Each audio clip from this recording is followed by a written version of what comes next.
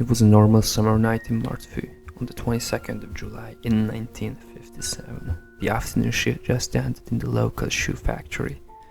Workers slowly started to begin going home. This was certainly the case for Pataya Ribet, a young lady who left the building shortly after 10 p.m. She was never seen alive again. Her body was found a couple days later in a drainage ditch by workers of the company. She was raped and murdered. The investigation started immediately, but bear in mind it was the late 1950s, DNA fingerprinting was only developed in the mid-80s. Plus, this area of Hungary was relatively calm. This was most of the officers' first actual murder case. It was quickly found out that she was attacked and raped. She had an affair with a man named Kyriak János, and since his own mother denied his alibi, he became the main suspect of the case. Investigators suggested that he proposed to the woman, but after she denied the offer, he murdered her. There was huge pressure on the police to get the investigation done as quickly as possible.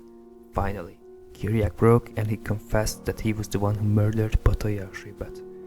The local court's decision was clear, a death sentence, although it was later uneased. The official announcement came out that Kyriak János will be sentenced to prison for his entire lifetime. So the case was closed. It seemed like everybody was happy. The upcoming years were calm, was pretty much always in this area. Although 6 years later, in 1963, things started to escalate quickly. A woman was coming home from work on the 13th of November. She was attacked and got knocked out by a hammer. Her clothes were taken off and she got raped. Although for unknown reasons, luckily the attacker was not able to finish the murder. She was found and she was taken to a hospital where they could save her life. Nearly half a year went by when the next attack came. This time a woman could dodge the hammer and escape without any physical harm. 2 months later, on the 4th of May 1964, a body was found near Nagyrev in the Tisza lake. Post-mortem investigations showed that the woman was already dead for approximately a month. And because the body was just too damaged and because the lack of evidence, it was declared as suicide.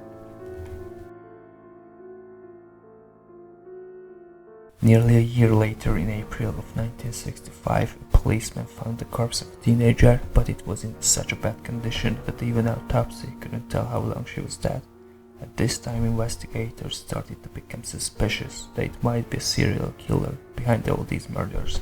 There were many similarities among the cases, including similar places and similar ways of murders, and not to forget about the fact that they were all murdered and raped.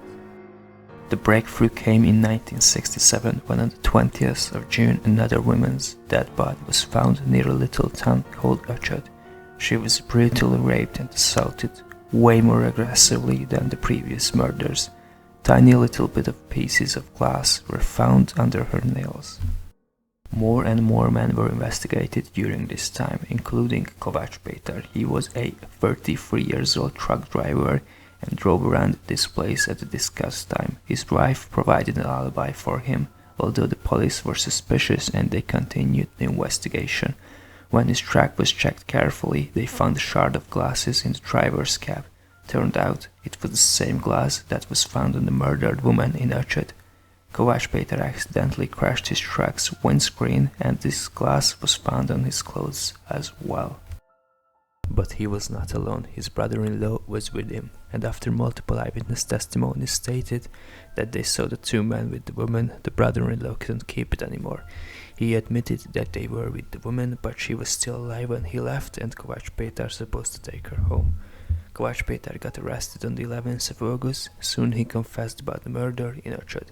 Although investigators were certain that this was not his only crime, by the end of August he confessed that he was behind the murders of 2 more women who were found in Nagyrev and a teenager girl who was found in the Tisza river. Do you remember the man, Kyriak János, who got prison sentenced for life? Investigators now knew that he was innocent.